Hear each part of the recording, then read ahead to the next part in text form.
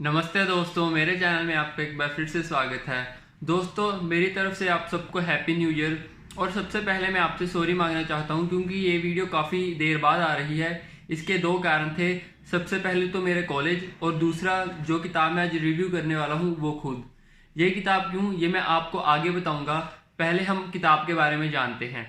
तो दोस्तों, आज मैं बात करने जा रहा हूँ 2019 में आई किताब गर्ल इन वाइट कॉटन की, जिसे लिखा है अवनी दोषी ने। और इंटरनेशनली ये बुक रिलीज हुई थी बर्न शुगर के नाम से। जो चीज़ इस किताब को खास बनाती है वो ये है कि ये बुक शॉर्टलिस्ट हुई थी बुकर प्राइज 2020 के लिए, जो कि हमारे देश के लिए भी काफ़ी अच्छी बात है। कहानी लगभग 270-80 पेजेस के अराउंड है और आप इसको आराम से 1 या 2 हफ्तों में ख़त्म कर लोगे। बाकी इस पर भी डिपेंड करेगा कि आपको ये कहानी कितनी मज़ेदार लगती है।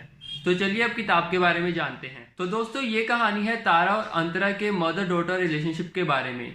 कहानी की शुरुआत में हमें पता चलता है कि अंतरा की मदर तारा को एजिंग की वजह से मेमोरी लॉस हो रहा है और अंतरा को ना चाहते हुए भी अपनी मदर का ध्यान रखना पड़ता है। आगे हमें पता चलता है कि कैसे अंतरा और उसके हस्बैंड दिलीप आपस में मिलते हैं और दोनों की शादी होती है। इसके बाद लगभग 70-80 पेजेस पढ़ने के बाद कहानी पास्ट में चली जाती है, जहां हमें तारा और अंतरा दोनों की पास्ट लाइफ के बारे में सब कुछ पता चलता है। यहाँ से कहानी थोड़ी सी इंटरेस्टिंग भी लगने लग पड़ती है, जहां हमें पता चलता है कि जब अंतरा जस्ट पैदा ही होने वाली होती है उस टाइम तारा अपने हस्बैंड को डाइवोर्स देकर एक आश्रम में किसी बाबा के पास रहने चली जाती है। और इस आश्रम में लोग कई सारी अजीब हरकतें भी करते हैं। इसी आश्रम के कारण अंतरा को कभी भी अपनी माँ का प्यार नहीं मिलता और इसका असर उसकी लाइफ पर हमेशा के लिए पड़ जाता है। इसी तरह हमें तारा और अंतरा की प्रेजेंट और पास्ट लाइफ के बारे में सब कुछ पता चलता है। और हम यहाँ पर यह भी देखते हैं कि जब अंतरा खुद एक बच्चे की माँ बन जाती है तो क्या उन दोनों के रिलेशनशिप पर तारा या अंतरा के पास्ट का कोई असर पड़ता है या नहीं। ये सब जानने के लिए आपको ये किताब खुद पढ़नी पड़ेगी। लैंग्वेज की बात करूँ तो मेरे ख्याल से इस कहानी की लैंग्वेज थोड़ी सी डिफिकल्ट है और उससे भी ज़्यादा मुश्किल इस कहानी की नरेशन है। तो अगर आप बिगिनर हैं या फिर आप रेगुलर इंग्लिश किताबें नहीं पढ़ते तो आपको ये बुक पढ़ने में थोड़ी सी डिफिकल्टी ज़रूर आएगी। कैरेक्टर्स की बात करूं तो कहानी में तारा और अंतरा के अलावा भी और सारे कई कैरेक्टर्स हैं, जैसे दिलीप, काली माता, रजा पाइन, और इन सबको राइटर ने काफ़ी अच्छे से पोर्ट्रे भी किया है। यंग तारा को यहाँ पर राइटर ने काफ़ी रिबेलियस दिखाने की कोशिश की है, जो कि हर काम में अपने मन का ही करती है। अंतरा को यहाँ पर अपने पास्ट और प्रेजेंट की मुश्किलों से लड़ता हुआ दिखाया गया है। इन सब कैरेक्टर्स के अलावा एक सिर्फ रजा पाइन ही ऐसा कैरेक्टर है जो मुझे समझ में नहीं आया। तो अगर आपने ये किताब पढ़ी है और आपको वो कैरेक्टर समझ आया तो प्लीज़ कमेंट में मुझे लिख के ज़रूर बताएं। जो चीज़ मुझे इस कहानी में सबसे ज़्यादा अच्छी लगी वो है एक मदर डॉटर रिलेशनशिप दिखाना, जो कि आम रिलेशनशिप से काफ़ी अलग है।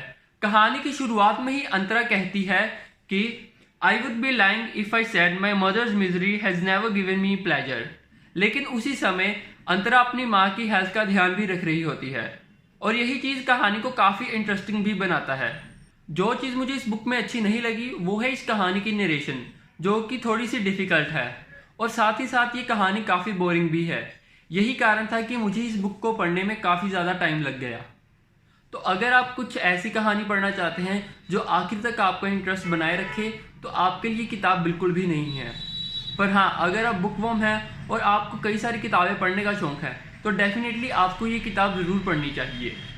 रेटिंग की बात करूं तो अगर मैं इस चीज़ को थोड़ा सा साइड पे रखूं कि ये बुक बुकर प्राइज़ के लिए नॉमिनेट हुई थी तो मैं इस किताब को 5 में से 3 स्टार्स ही दूंगा। वो भी सिर्फ इसलिए क्योंकि इस कहानी में एक बहुत ही यूनिक मदर डॉटर का रिलेशनशिप दिखाया गया है। सो अगर आप एक कैजुअल रीडर हैं जो कभी कभी ही किताबें पढ़ते हैं तो मेरे ख्याल से आपको ये किताब ज़्यादा इंटरेस्टिंग नहीं लगेगी और शायद आप इसे पूरा भी ना पढ़ें। सो ओवरऑल देखते हुए मैं इस किताब को 5 में से 3 स्टार्स ही दूंगा। सो दोस्तों, ये था गर्ल इन वाइट कॉटन का छोटा सा रिव्यू मेरी तरफ से। अगर आपको ये वीडियो अच्छी लगी हुई हो तो प्लीज़ वीडियो को लाइक करें और अगर आपने भी ये किताब पढ़ी है तो प्लीज़ कमेंट करके मुझे ज़रूर बताएं कि आपको ये किताब कैसी लगी। मुझे हेल्प करने के लिए आप मेरे चैनल को प्लीज़ सब्सक्राइब कर सकते हैं। मैं मिलूंगा आपको अगली वीडियो में एक नई किताब के साथ। तब तक के लिए जय हिंद।